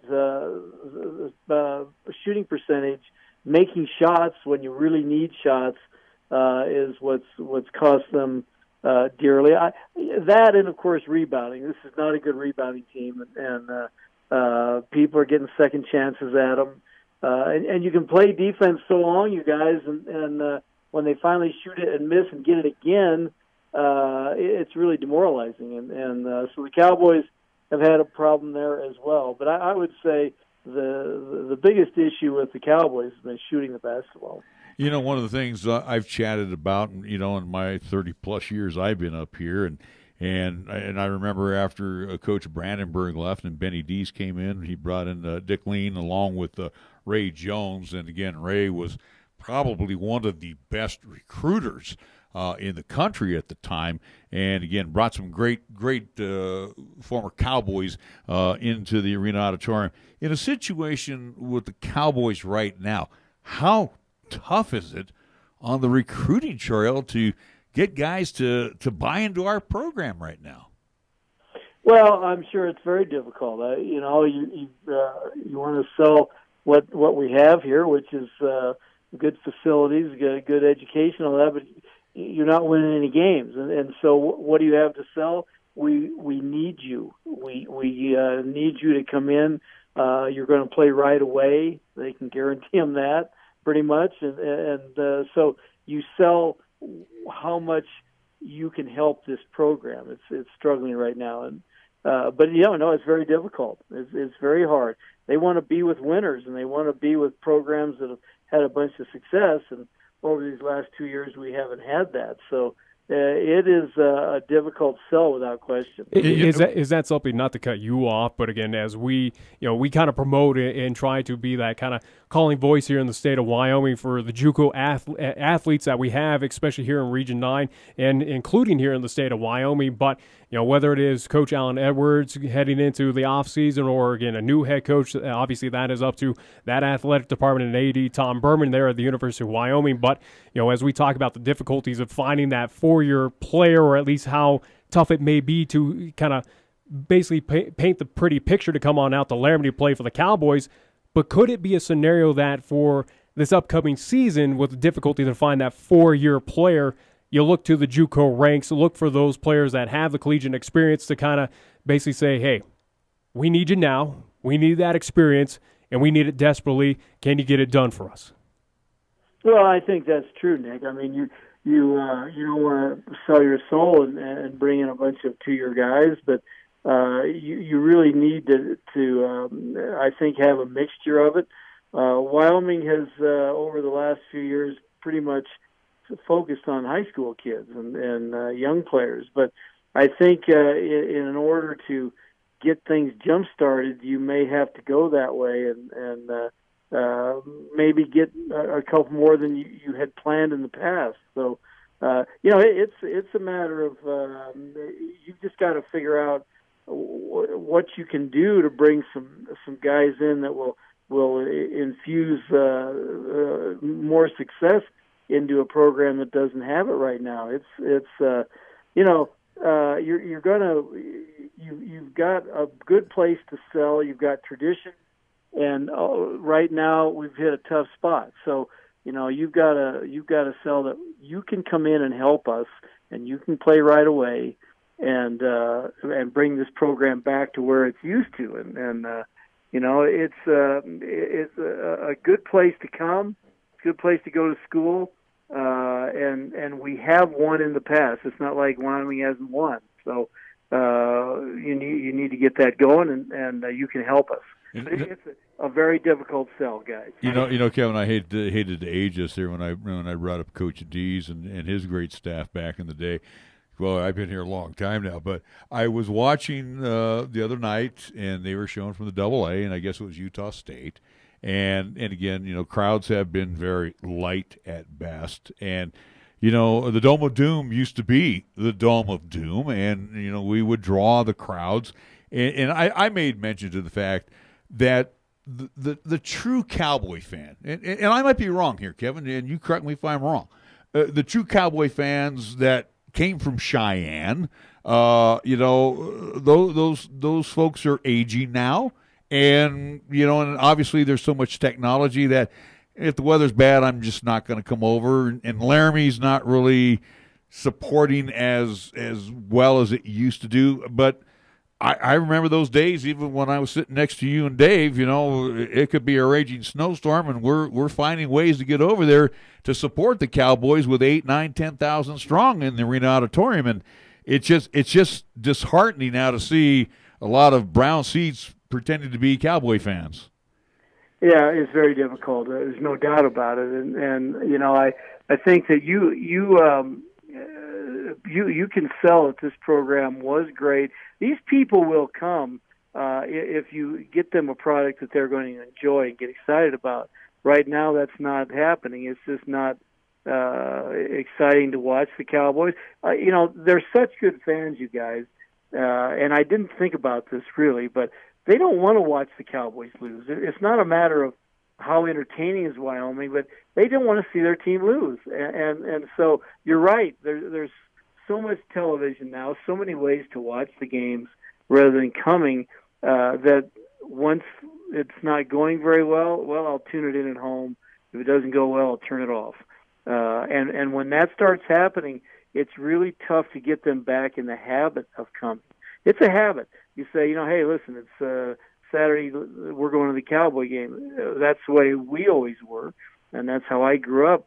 But when things aren't going well, you get out of the habit of coming, and I'll say it's difficult to get them back. We certainly have been able to in the past, and I know we can in the future, but you've got to get them a product that will make them get in the car and feel good about being in the building rather than sitting on their couch. And sometimes the roads preclude that from happening. Certainly the product precludes that from happening. Do want to take a slight tangent with you, at least, Kevin, keeping on the theme with TV and contract deals and something that has been big that involves at least not the University of Wyoming, but the Mountain West in general, and that also too being the team that was kind of at the forefront as I'm trying again. It's been a long, at least, basketball season for us, Kevin. But again, Boise State and Mountain West having their difficulties with changing at least some TV deals. Just want to get your thoughts on that of basically Boise State kind of holding the Mountain West kind of hostage, and of what we learned recently that at least the Mountain West Conference basically kind of giving in and trying to appease Boise State to make them happy to keep them in the conference. Well, it's a hard thing. There's no doubt about it, Nick. And you try to think league as much as you can, and certainly having Boise State in the league is a big feather in the Mountain West cap, and Boise State knows that, and so I guess it's hard to blame them. They're going to try to get the best deal for them while still being in the league. But I know it's difficult sometimes, and you say, well, you're not thinking about the whole league and all that kind of thing. But the fact of the matter is Boise State does help this league, and Boise State has earned the brand that it's had over these few years. And we appreciate and respect what they've been able to do, and that just helps the rest of us to have them involved. And whatever television contract we have, a good part of the reason is them. And so it's just the way the business works these days, and there's no point saying they're holding us hostage or all that kind of thing. The fact of the matter is, I think the league needs Boise State as a member of this conference, and it's a positive for us. And if that's what it takes, having that television contract skewed in their direction, then that's just the cost of doing business and what we have to do, and you move on from there. But it is difficult sometimes. There's no doubt about it. But it's the best for the league. We are talking with Kevin McKinney at the University of Wyoming. Again, Kevin, longtime friend, and again, Senior Associate Athletic Director. Kevin, real quick here, let's step away from basketball because I know we'll be hearing from Coach Mattison's press conference coming up, and he'll talk about that tough loss by his ladies team here over the weekend. But real quick, basketball is not the only thing happening in Laramie right now. You got some grapplers that are doing some good things as well. Oh yeah, and there's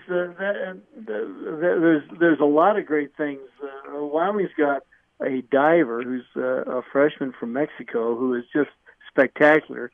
She set 2 records over the weekend in platform diving, and you've got some kids doing outstanding in track, and some wrestlers who are outstanding, and they're not the high profile sports. You don't hear about them as much, but they're still very entertaining to watch and a lot of fun, and certainly great representatives of the school. But yeah, this is a busy time of the year. There's a lot of things going on in the wintertime around here, and some really outstanding performances by some really good student athletes. I was gonna say wintertime just for a little bit for you, Kevin, and then in a couple of weeks you get to enjoy Sin City, the sunshine out there in Las Vegas with the Mountain West Tournament. Yeah, that's always something that we look forward to.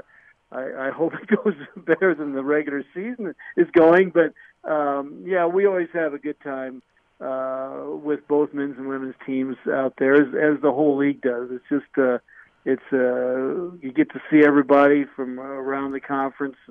It's really a good gathering time and a lot of fun. It would be nice to win a couple games there. We'll just have to wait and see how that goes. Well, Kevin, always a pleasure talking to you. Thank you for stepping up to the plate and joining us here today. Oh, by the way, you guys might want to talk winter sports. Pitchers and catchers are reporting this week in Arizona and Florida. That's all I got to say. And I'm with you totally. I love that, as you do. That's a great time of the year. Unfortunately for basketball, it is what it is. Let's move on. Let's get ready for baseball. All right. Sounds good. It's always good talking to you guys. All right, take care. Kevin McKinney joining us live from Laramie. We are going to take a timeout. When we come back, we're going to hear from the Cowgirls head coach, Gerald Mattinson, as his Cowgirls and the Lady Lobos in New Mexico went to overtime in the Arena Auditorium. Unfortunately, it was an L for the Cowgirls. Coach Mattinson up next with his press conference. After this, here in 1480 KRAE. 2020 legislation impacting Wyoming seniors will be discussed at the upcoming meeting of the AARP Cheyenne Community Group, 1 p.m. Wednesday, February 12th at the Foxcrest Senior Center, 4125 Cox Court. Tom Laycock, AARP Wyoming Director of Government Relations, will present a rundown of key legislation affecting seniors. This meeting is free and open to the public. That's Wednesday, February 12, 1 p.m., Foxcrest Senior Center, 4125 Cox Court. When you are dealing with the coin shop to buy, sell, or trade your gold, silver, or other precious metals, you will be met with honesty, fairness, knowledge, and exceptional customer service. The coin shop has been serving Cheyenne since 1982 and is a respected member of our community. Call David today at 778-7196 to meet privately or visit during regular business hours, Monday through Friday, 9 to 5 p.m. The coin shop, a dealer you can trust, 510 West 16th Street.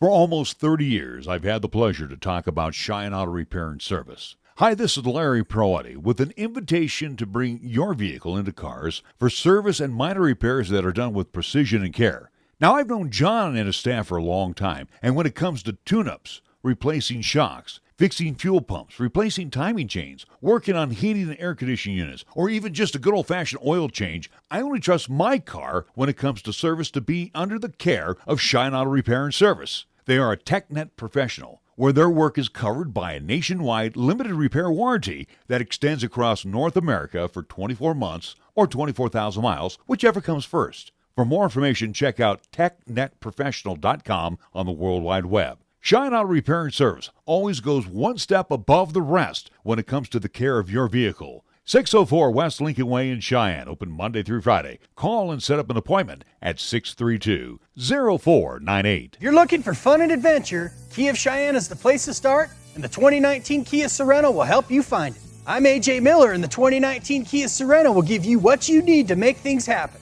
This vehicle has plenty of power, all-season traction, safety features, technology, and comfort for any road you're on. The Kia Sorento offers plenty of standard features for the money, and we're all about saving you money.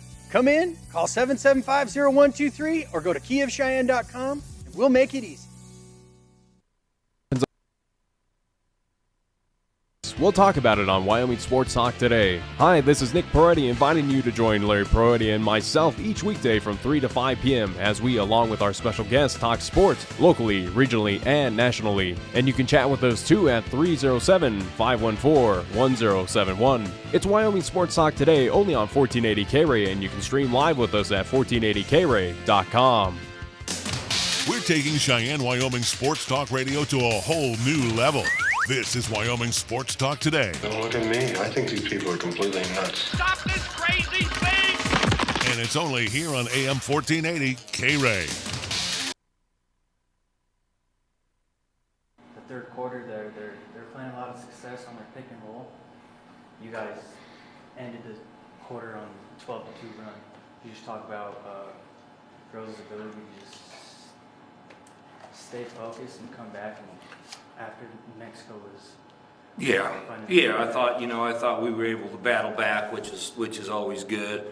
You're right. The pick and roll for a stretch hurt us. When we finally did what we talked about doing for 2 days, we took that away from them for a while. But what was happening is, I don't know why. Sometimes we forget what we're supposed to do or how we're doing it or whatever, but then when we focused in and did it, you're right, we were able to take that part of it away and, was able to come down and actually cut into the lead and then get the lead back, I believe, if not there in the fourth quarter. So, once again, I'm disappointed we lost. I'm very disappointed we lost. Am I pleased at some parts of our game? Sure. We played hard. I think that what's happening now, or what's happened in this game, and maybe even the last game at Boise, for whatever reason, what we've been doing well all year, which is execute the defensive scout for the last 2 games, we have missed that. And we scored enough points tonight. Scored in bunches. They scored in bunches, but we didn't execute what we needed to do defensively. So, maybe by the time the tournament rolls around, maybe we got both of them together. So that's what we're shooting for. Besides those shots at the end, obviously, what would you say was the biggest difference in the game? I just think that their energy level that they played with, their ability to get their hands on a lot of basketballs on rebounds, their athleticism. I think that those are all factors in the game. Like I said, I just think that one of the biggest differences in the game is we didn't execute our defensive scout to the level that we have been executing it. I also think that, and I'll have to go back once again. You have to look. I don't know. I got different angles than what happens on the court. I thought through a lot of the second half, and I thought we left points on the floor or points on the table, whatever you want to say, where we had good looks at the basket and they didn't go in. We had some chances that, I'm going to just say right at the rim, and they didn't go in, or for whatever reason, it looked to me like like I said, maybe the angle's worse, or maybe the camera angle will show, well, that was a tougher shot than what it looked like. But when we get in there like that, we've got to make shots in the paint, not Teresa, everybody. So if you're going to go in there, you got to get it up strong, and you got to go through people, and you got to be willing to take what happens. And I looked down our numbers today just off the top of my head, and I just looked. We're 9 of 10 with Teresa, 5 of 16, 4 of 10, 2 of 8, 2 of 9. Those are we got to get those percentages better. But yet at the same time, we were able to score 71 points, but 71 wasn't going to get it today. So talk about scoring in the paint. Would you just like like to see the team attack the rim more aggressively today? Yeah. Oh, I mean, that's one of the things we talked about is getting to the rim. We talked about early getting the ball on a post pinch, kind of a little option we do off of motion that worked well. So we were in the paint, and then it became an opportunity for us where we had other people, lifting and getting to the basket, and sometimes it was just like we're not really quite sure. Do we want to go all the way to the basket? Do we want to shoot a runner? Am I going to, not go through a kid and draw contact? It's those kinds of things where, once again, it looks easy from the bench, but then sometimes you look and go, well, yeah, that wasn't as easy a shot as I thought. But I thought we had opportunities to score today. Obviously the three that they hit to cut it for them, that was a big shot. She hit a big shot, and then at the end we took away the three. We weren't going to hope a layup wasn't going to happen, but to their credit, they executed, got it tied up, and then carried the momentum into overtime. And to give them credit, they came in and they beat us. It's like when early we went down there and beat them, and disappointed, but hey, sun will come up tomorrow, and we'll go back to work on Monday.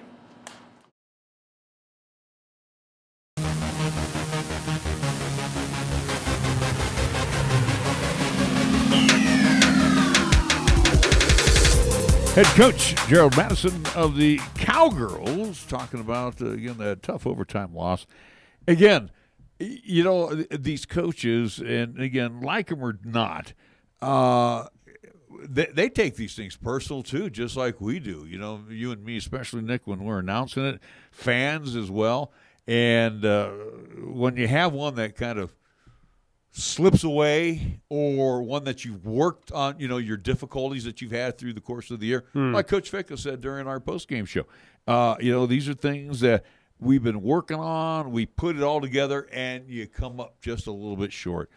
Things, they just don't set well. Well, again, it's skills that they're teaching. Just how do they retain those skills? How do they execute it out on the court is up to those athletes. And again, those five that are on that court at a time for that team. Again, it's that difference between where we see, in Division I basketball, number one Baylor compared to where Wyoming Cowboy sitting dead last in a Mountain West Conference. Again, right. There's a multitude of factors, talent. Again, how do they retain? It's not just one problem. It's multitude. It's this or that. Again, it's not on all Coach Allen Edwards. It's not all on Coach Mattinson. It's on, whether it is offense, bad shooting, free throws. How many times have we seen it with LCCC, especially as we spotlight both the women and men? Again, free throws costs this team, LCCC here. Field goal shooting costs them here. Right. They sparked up field goal shooting and free throws in this contest that led them to a win. Again, the key word is, as we talk with officiating, we talk also too with these teams, is consistency. Right. That's the difference between Casper and Western right now on the men's side, or Casper on the women's side. Again, they're consistent. They'll fall down. They'll have the one loss like Casper does on the women's side to LCCC. And then they'll come back. But they have 9 other wins in Region 9 North play. And again, 22 overall throughout this season. Again, is that consistency compared to other teams. So, again, it is what it is. The Cowgirls, first year under her new head coach after a long regime of Coach, at least Joe Legursky, trying to get adjusted to his style of coaching, his teaching skills, his offense, his new defense, whatever he's got implemented. And also, too, again, for the Wyoming Cowgirls, it's a fairly young team. They lost a lot of talent last season, and right now we're seeing that team, it's growing pains. You're surviving here so far. Again, you're kind of middle of the road, at least in the Mountain West Conference. Yeah, what's this team going to be like next year, though? You need a couple of birthdays. That's the bottom line. Yeah. I want to remind you, we have Coach Craig Bohl coming up here in a little bit. Now, he's going to talk about National Signing Day.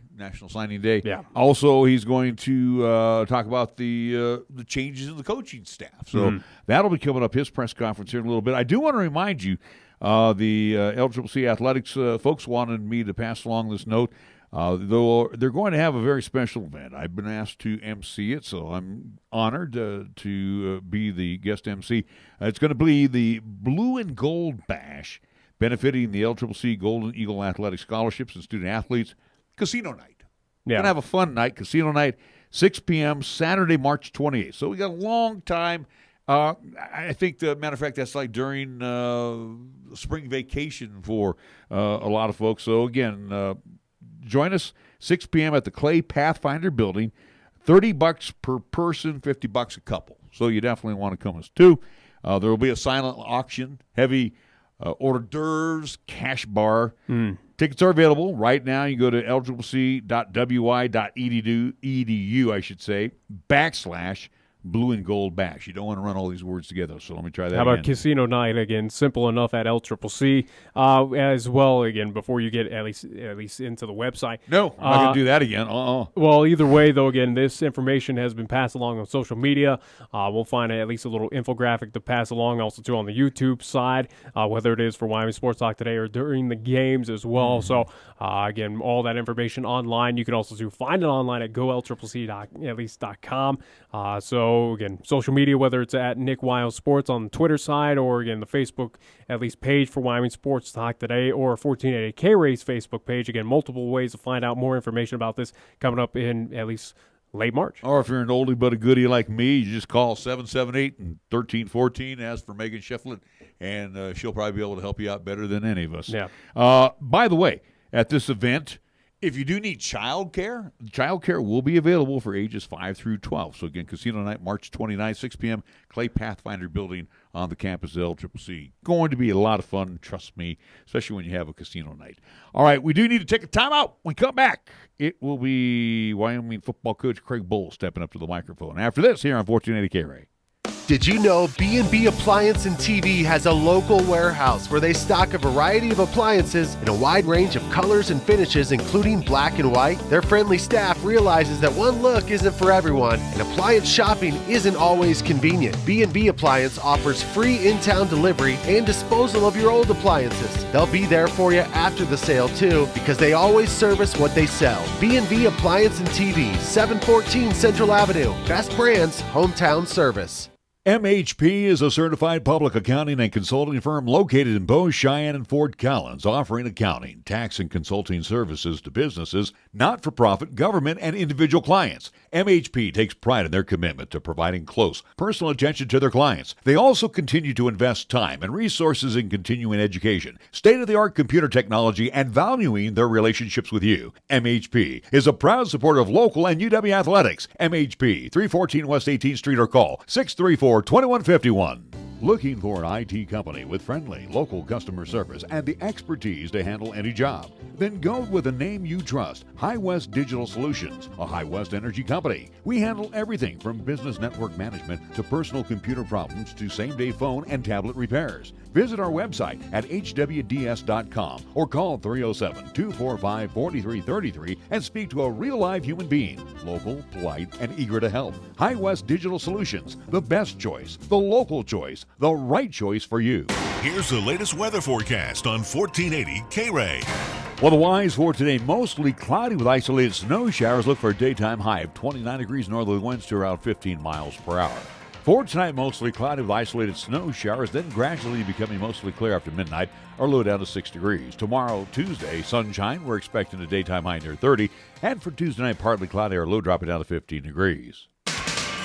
Fat, lazy, and stupid is no way to conduct a sports talk radio show.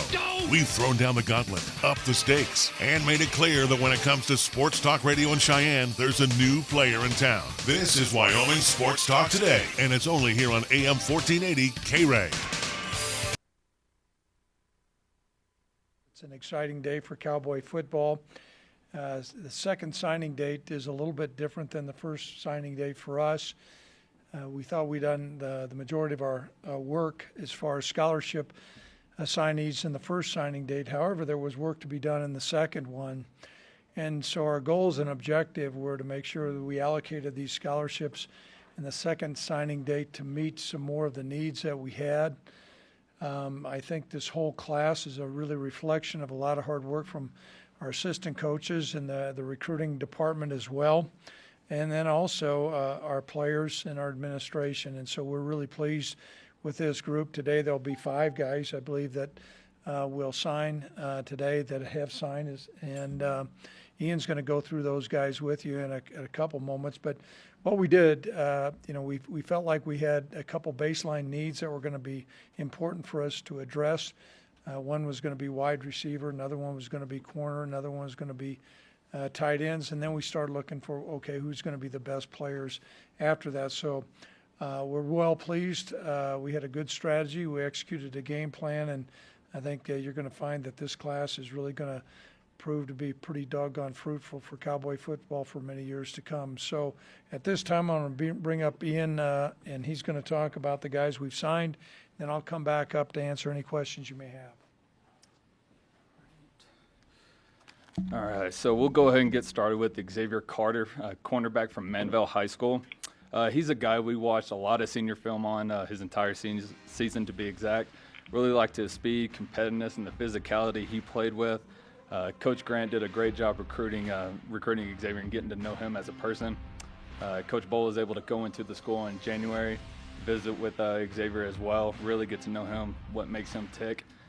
We brought him in for his official visit the last weekend of January, and he committed while he was here, which was really cool to see. Kid was pretty excited about that. So we're excited about Xavier and feel he's going to bring real speed to our football program.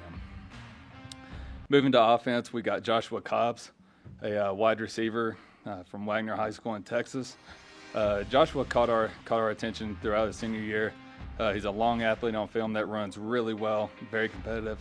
He has great ball skills, very good at making contested receptions. The physicality and really the strain that he plays with as a run blocker might be the most impressive part of his game. So being from San Antonio, he actually spent some time with Levi Williams, who's a quarterback, that was here. So then they know each other pretty well, and so we're excited to have Josh. Feel he's going to be a great fit for our program. Staying with wide receiver, we have Tyrese Grant from Dangerfield High School in Texas as well. Tyrese, another guy that kind of caught our eye going into his senior year and throughout his senior year as we were adding depth to our recruiting board. Really like the fact that Tyrese played on both sides of the ball. He's very competitive, moves very well. He's explosive, can get in and out of his transitions very well, and is really a natural pass catcher. We feel like he's going to bring a little bit of a different element to our wide receiver room. He's a great fit, and so I know we're excited about his future here. Moving on to tight end, we have Colin O'Brien from Saddleback College in California. So Colin was originally a quarterback that has since made the transition to tight end for us. What really caught our eye with Colin was his size, athleticism, and really his raw upside as a football player. We think he's got a bright future, and the sky is the limit. He visited us the first weekend of January, and actually roughly about a week later he enrolled in school here. So he'll be here for spring football. He'll be going through that with us. I know we're excited to see him out there and see what he can do for us. Lastly, we have Connor Shea, a linebacker from Monte Vista High School in California. Connor is a guy we kept our eyes on through his senior season. Plays with great effort and physicality. He's smart, runs very well, and feel like he's got some athletic potential to tap into on top of that. Credit to Coach Haug and Coach Aaron Bohl. They did a great job recruiting him, getting to know him, and he's going to be a great fit for our football program and a good player in the near future for us. So with that, I'll give it back to Coach Bohl. All right. Well, as you can see, a really complete class. Guys have worked hard, and we feel like we were addressing a lot of the needs that we had. So I'll be here to answer any specific questions you may have on the group or any specific questions you have on each one of these individuals. I personally did those visits, and so I've got, quite a bit of a background on each one as well. So at this time, any questions that are out there in the audience? Yes. I'm curious about Colin O'Brien. Mm-hmm. He's a really highly ranked junior college player. Didn't necessarily put up a lot of numbers. I think he only caught like 6 passes. Right. So what did you guys see, and where did you see it if you didn't really have a lot of film? Well, first of all, there wasn't tons of tape on him. He chose to transition from quarterback to tight end. Their offense does not highlight tight ends a whole lot. He grew. He one of the things that helped us was, during that recruiting process, for him to still be able to go through the process and yet make sure he's on our campus, which he is right now. And so the signing date, not the signing date, but our start date in the semester certainly helped. But we gleaned through a lot of the tape that was out there, and the reason why he didn't have a lot of the catches because they were in what we call 10 personnel. They didn't operate at a tight end very much, but he's an excellent player and really had some great options that were out there. So we're pleased to have him, and we've had good luck with guys who have been quarterbacks that have transitioned to tight ends as well. If you look, whether it be Jacob Hollister, I'm trying to think of the other guys that we've had that have transitioned well at that spot. So it's been a good transition for us. Yes. Craig, you guys have 3 tight ends returning. You signed 1 in December. Is there a certain specific need or skill set that he brings to that position you think you're missing?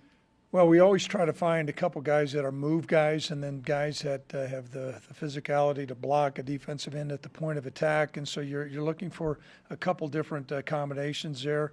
You know, we feel like he's got the ability to run, but certainly he's going to be a big, strong guy. And so we're trying to balance out, you know, as we utilize what we call 12 personnel quite a bit to have 2 different type guys in there at times.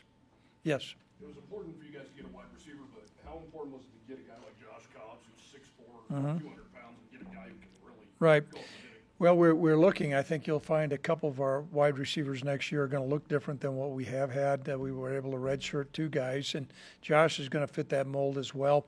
You know, he'll be a strong physical guy to be able to go up and get the football and then be a physical blocker. And what that does also give us the ability to take a guy that's a wide out, move him inside and match him up against some linebackers. And that really can give you a big advantage in the run game. But make no mistake, he's got great ball skills. We watched him in basketball practice. He's on a really good high school basketball team down there, and so we're excited about having him. Other questions? Yes, Michael. A little bit off topic, but do you have any update on the defensive? You know, obviously a few weeks ago there was some defensive. You bet. Coaches, maybe you have any update? Yeah, I'm not going to announce that today. Tim Harkins is going to have an announcement on 3 positions tomorrow. Yes. Craig, you mentioned some of the bigger receivers you guys signed last year, obviously bringing in a guy like Josh. Bigger receivers, has that been an emphasis in recruiting the last few years to get a bigger body that wide out? Yes, it is. What we find in the Mountain West, sometimes you can gain some mismatches when you have a big physical body and deploy that guy. Some of the cornerbacks or some of the defensive backs in our league sometimes don't have the stature. And so you're trading off a little bit at times with speed for size. But I think we'll have 4 really big receivers, and then we'll integrate some other guys who are faster slot guys. Yes. A guy who's apparently going to be a walk-on, grad transfer, Nick Knoll. You know what? I can't comment on him. Oh, okay. But thanks for asking. Sorry. No, that's okay. Nobody getting no blood, no foul. I can say that we're in the process of recruiting. I know I can say that. Any other questions? So don't get. I'm not going to bite anybody's head off for answering anything. Any questions from the senior part of the gallery over here? It's the senior citizens. When I look at the 24 guys you brought in, do you see any of these guys that you think might immediately step in? Yeah, there's going to be. I'm not going to name a couple guys, but this is a unique class, and certainly sometimes positions dictate that. Typically, skill players have the ability to play a little bit sooner than linemen, but you know, I do think there's a lot of different guys within this class at all those positions that are going to have an opportunity. So our baseline of what we look at is, 1, does the guy have the physical ability? 2, is there a positional need? And then 3, do they have the emotional maturity to come in and play? I think we got a pretty good idea on that, but we'll sort that out during the course of fall camp, and then some of it's going to be dictated by, you know, our health of our football team as well. Do you have any others that have enrolled early? I think we have two guys. Wyatt Eckler is enrolled, and the tight end enrolled also. Those would be the only 2 early enrolled. Correct. Yeah, and that's it. I mean, we're pretty far along in school right now, but we've had 2, and it's good to have those guys here. Yes, Davis. Planning on filling another scholarship in this class, but are there any of these that you can count back to last year, or is it strictly 25? No, we chose not to do that. I know some schools will, you know, you can do different things and manipulate the counting of the system. It still comes down to taking from one class to the other. We felt like we had a really good plan, and so we chose not to do that. And so we have one scholarship left, and I think we'll make an announcement on that in the future date here. Yes. Did the departures of the few coaches a couple weeks ago, do you feel like that affected anything at all? Well, it always affects things a little bit, but we were pretty far along in the process. And also, along with that process, we built up a lot of good relationships. So I don't think it disjointed us a whole lot. You're going to have some, but it certainly was not like it was in the old days. I mean, when you had one signing date and coaches would depart, we were pretty far along and had these guys pigeonholed pretty good. Yes, Davis. Signed 2 receivers and 2 linebackers in this class. Are you happy with those numbers? Would you like to get one or more? Or?